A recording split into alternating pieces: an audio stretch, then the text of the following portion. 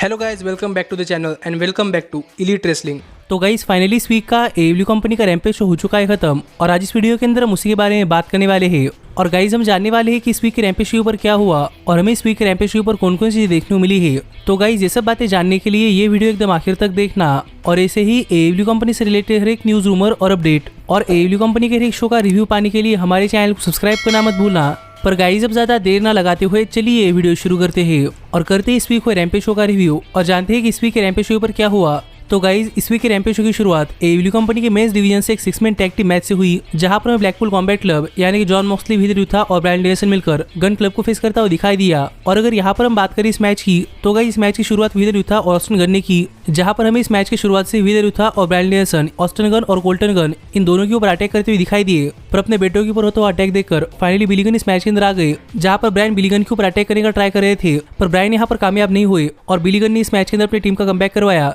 जिसके बाद gun club इस मैच के अंदर डोमिनेट कर रहा था। पर आखिरकार जॉन मॉक्सली को इस मैच के अंदर टैग मिला और यहाँ पर आकर जॉन मॉक्सली ने सभी के ऊपर अटैक करना स्टार्ट कर दिया, जो देखकर फिर एक बार बिली गन इस मैच के अंदर आ गए और बिली गन ने जॉन मॉक्सली के ऊपर अटैक कर दिया। पर इतने में हीथर यूथा ने बिली गन के ऊपर अटैक कर बिली गन को पिन कर दिया, पर गन क्लब ये पिन तोड़ पाया, जो देखकर ब्रायन डेनियल्सन ने गन क्लब के ऊपर अपना फिनिशर यानी कि रनिंग नी लगा दिया और जॉन मॉक्सली ने कटर लगा दिया। पर मॉक्सली और ब्रायन को रिंग के बाहर ढकेल कर बिली गन यहाँ पर हीथर यूथा के ऊपर अपना फिनिशर लगाने के लिए जा रहे थे, पर हीथर यूथा ने रिवर्स कर दिया और बिली गन के ऊपर एक रोल अप पिन कर दिया। और जब तक बिली गन किक आउट कर पाए तब तक काफी देर हो चुकी थी, जिससे कि हीथर यूथा ने अपनी टीम के लिए यानी कि जॉन मॉक्सली, ब्रायन डेनियल्सन और ब्लैकपूल कॉम्बैट क्लब के लिए मैच जीत लिया है, जो मैच इस वीक के रैम्पेज शो की शुरुआत के लिए एक बहुत ही बढ़िया मैच था। तो देखना पड़ेगा कि आगे चलकर ब्लैकपूल कॉम्बैट क्लब के लिए क्या होता है। पर इसके बाद हमें इस वीक रैम्पेज शो पर अंदाजे फैमिली ऑफिस की बुचर एक लोकल टैलेंट को फेस करते हुए दिखाई दिए। और अगर यहाँ पर हम बात करें इस मैच की, तो गाइस ये मैच शुरू होती है उस लोकल टैलेंट ने बुचर के ऊपर अटैक करना स्टार्ट कर दिया, पर लोकल टैलेंट के काफी तगड़े अटैक के बावजूद भी बुचर को कुछ फर्क नहीं पड़ रहा था और एक टाइम के ऊपर बुचर ने उस लोकल टैलेंट के ऊपर अपना फिनिशर पावर बम लगा दिया और उस लोकल टैलेंट को पिन कर बुचर ने ये मैच जीत लिया है।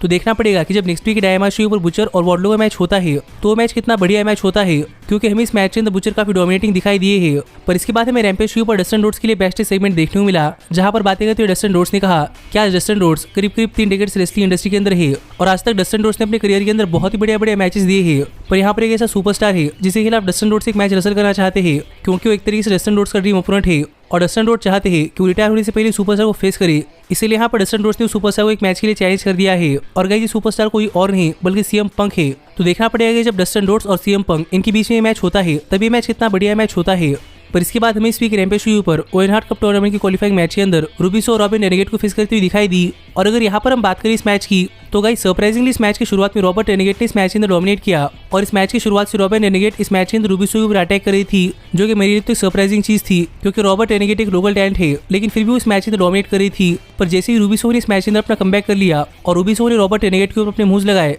तब रेनेगेट ने रूबिसो की आंखों को पिंच किया, जिस वजह से रेफरी रूबिसो को देख रहा था और इसका फायदा उठाकर शार्लेट रेनेगेट यानी कि रॉबर्ट रेनेगेट की सिस्टर ने अपने ट्विन सिस्टर की जगह अपनी जगह चेंज कर ली, जो कि रेफरी को पता नहीं था। और यहीं पर शार्लेट रूबिसो के ऊपर अपना फिनिशर लगाने के लिए जा रही थी, लेकिन रूबिसो ने रिवर्स कर शार्लेट के ऊपर अपना फिनिशर लगा दिया और शार्लेट दोबारा से दूसरी साइड से रिंग के नीचे गई और रूबिसो शार्लेट को देख ही रही थी कि पीछे से रॉबर्ट रेनेगेट ने आकर रूबिसो को पिन कर दिया और रूबिसो ने रॉबर्ट रेनेगेट के ऊपर अपना नया फिनिशर यानी कि स्विंगिंग फ्लैटलाइनर लगाकर यहाँ पर रॉबर्ट रेनेगेट को पिन कर रूबिसो ने मैच जीत लिया है। और ये मैच जीतने के बाद रूबिसो को पता चला कि रूबिसो ने यहाँ पर एक नहीं बल्कि दोनों ही ट्विन सिस्टर को हरा दिया है। पर ये मैच जीतकर फाइनली रूबिसो ओवेन हार्ट कप टूर्नामेंट के लिए क्वालिफाई हो चुके हैं, जिस पर आपका क्या कहना है आप मुझे कमेंट कर बताइए। पर इसके बाद हमें इस वीक रैम्पेज शो के मेन इवेंट से पहले यहाँ पर मार्क हेनरी, एडम कोल और एडम पेज इन दोनों का इंटरव्यू लेते हुए दिखाई दिए। और यहाँ पर मार्क हेनरी ने एडम पेज से पूछा कि क्या इस मैच के बाद भी इनकी राइवलरी कंटिन्यू होने वाली है या नहीं। और यहाँ पर इस सवाल का जवाब देते हुए एडम पेज ने कहा कि एडम पेज इस मैच के साथ साथ एडम कोल को उनकी वर्ल्ड चैंपियनशिप के लिए ऑब्सेशन भी खत्म करने वाले हैं, जिससे कि इसके बाद ये राइवलरी कंटिन्यू ना हो, जो बात यहाँ पर एडम पेज ने कही। लेकिन यहाँ पर बात करते हुए एडम कोल ने कहा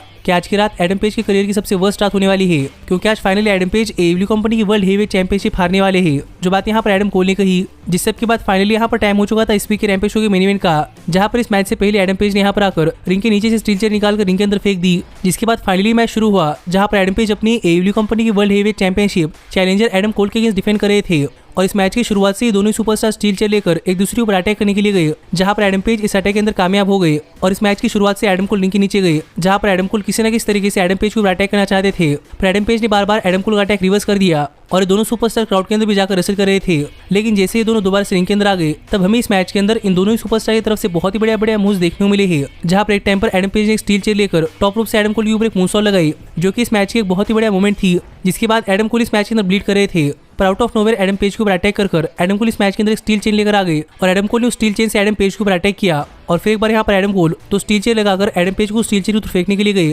पर सरप्राइजिंगली एडम पेज ने एडम कोल को स्टील चेन की तरफ फेंक दिया, जो कि इस मैच की एक और हार्डकोर मोमेंट थी। एक टाइम के लिए एडम कोल एडम पेज के ऊपर अपना फिनिशर पैनामा सनराइज लगाने के लिए जा रहे थे, पर एडम पेज ने इसे अपने फिनिशर यानी कि डेडाई के अंदर कन्वर्ट कर लिया, जो इस मैच की एक और बहुत ही बढ़िया मोमेंट थी। लेकिन फिर भी यहाँ पर एडम कोल रेफरी के 10 काउंट करने से पहले खड़े हो पाए, क्योंकि एक टेक्सास डेथ मैच है और टेक्सास डेथ मैच का मतलब यानी कि एएलयू कंपनी का लास्ट मैन स्टैंडिंग मैच है। पर एडम कोल को अपने पैरों के ऊपर खड़ा होता हुआ देख एडम पेज एडम कोल के ऊपर रिंग के बाहर एक मूनसॉल्ट लगाने के लिए गए, जिसे एडम पेज ने काफी बढ़िया सुपर किक के अंदर कन्वर्ट कर लिया, जो कि इस मैच की एक और बहुत ही बढ़िया मोमेंट थी। पर फिर भी एडम पेज दोबारा से रिंग के अंदर आ पाए और एडम पेज के रिंग के अंदर आते ही एडम कोल ने एडम पेज के ऊपर अपना फिनिशर पैनामा सनराइज लगा दिया, लेकिन फिर भी एडम पेज खड़े हो पाए, जो देखकर एडम कोल एडम पेज को टॉप रोप के ऊपर ले गए। पर सरप्राइजिंगली एडम पेज ने एडम कोल को टॉप रोप से नीचे यानी कि स्टील चेज के ऊपर फेंक दिया, जो कि इस मैच की एक और हिस्ट्री मोमेंट थी। और इस टाइम के ऊपर पूरा क्राउड दिस इज ऑसम की चैंट्स कर रहा था, जहां पर हमें इस मैच के अंदर एडम कोल और एडम पेज दोनों स्टील चेज लगाकर एक दूसरे के ऊपर अटैक करते दिखाई दिए थे। पर फाइनली इस मैच के आखिर में एडम पेज ने अपनी बेल्ट निकालकर एडम कोल को रोप से बांध दिया और एडम पेज एक बार्ड बॉय स्टील चेज लेकर एडम कोल के ऊपर अटैक करने के लिए गए।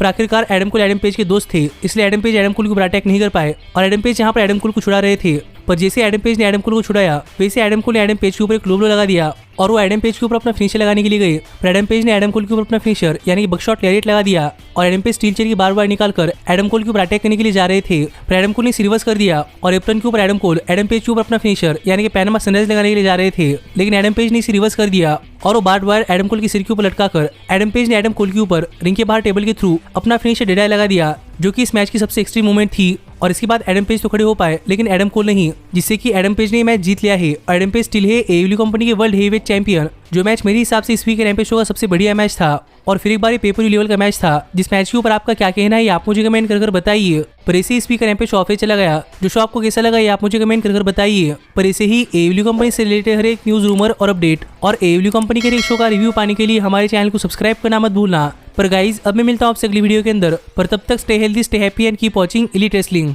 Hey, did you like that video? Click the screen for more. And where do you think you're going? Check out our official merchandise page and to support the entire cast. And thanks so much for being the elite. The elite, the elite. What, Nick, you're not going to sing it all with me this time?